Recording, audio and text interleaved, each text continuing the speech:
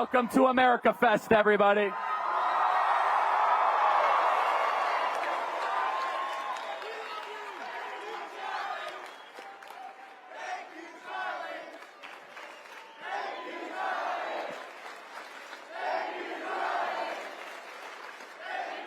Thank you, everybody. The real thank you is the Turning Point team that worked their tail off this last year. That's who you should be applauding. By the way, I like this touch. Look at all these students that we have at Turning Point. Look at this. I like that. They helped win the election, everybody. Young people moved by 30 points this election cycle. I'll tell you what. The kids are all right. Welcome, everybody. It feels good.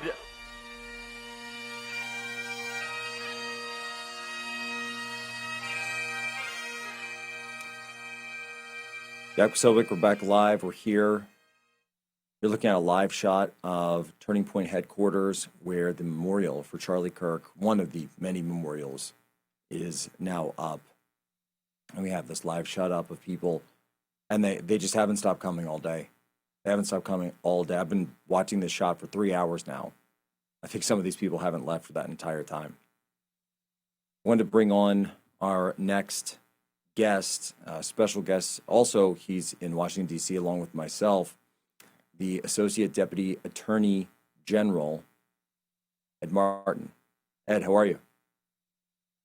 Well, Jack, I'm okay. It's always good to see you. You're an old friend. It gives me some comfort, but I know your heart is broken and mine is, and it's I'm in one of those moments for your listeners that are younger that maybe didn't live through 9/11 or other things. You just almost there's an unreal feel to it, right? It doesn't feels like you shake your head and wake up and it was a dream. And that part of it is just it's terrible. So it's always good to see you. It's always good to talk to and be with listeners, and especially Charlie's great audience. It's always special, but it's a haunting day. It's really tough. You know, Ed, I was just thinking about when we were putting the call out to see who we get together for this memorial show, and every single person we reached out to said yes, and then other people heard about it and wanted to get on and be a part of it. And then when your name came up, and I said, it just clicked, and I said, wait a minute, and it's something I haven't thought about in years, but it was at an event with Ed Martin, an Eagle Forum event. I don't even know how many years ago now that I met Charlie, and out there in St. Louis, and I remember being there, and our first son had just been born. He was only a couple of months old, and Tanya was there. And I remember you coming to me and saying, "Hey, Jack, I know you have a car here. Would you mind picking somebody up at the airport?" And I said, "Who is it, Ed?" And he wanted to use me as a gopher. And I said, "Who is it?"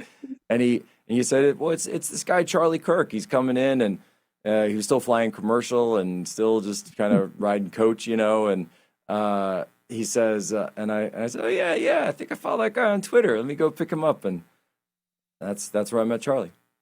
Yeah. Well, a couple things on that. One is, as you know, we all met Charlie Kirk, and then in many ways that we all acknowledge, he sort of outshined us all, outgrew us all. I mean, one of the really funny things is when you have somebody who's so capable and talented and, 25 years younger than me, and I learned from him, and so he was extraordinary. I will give a little hat tip.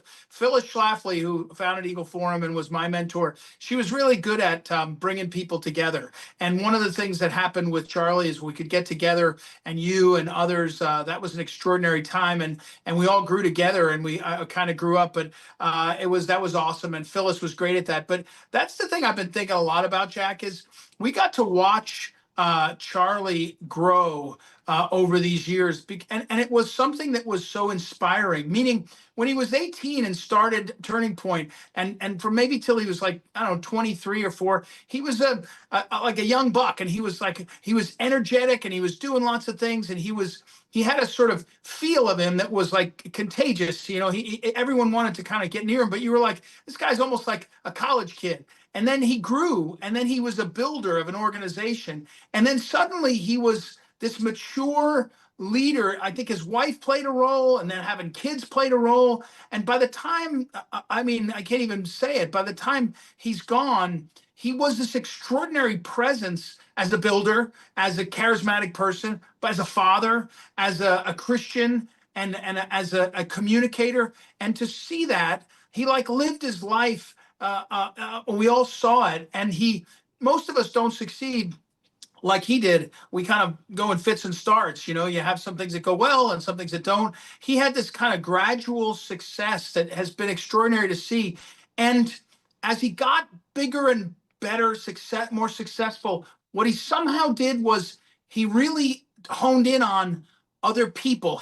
I was at the White House today, and I had someone tell me, who was not a big name or anything, not somebody you know or anybody you know, and she said he was so good at making you feel special. And I have had a privilege of knowing John Paul II and Mother Teresa and you know, the President of the United States, Donald Trump, and all these. One of the gifts that people have that are truly special is that they make the other person feel valuable, valued.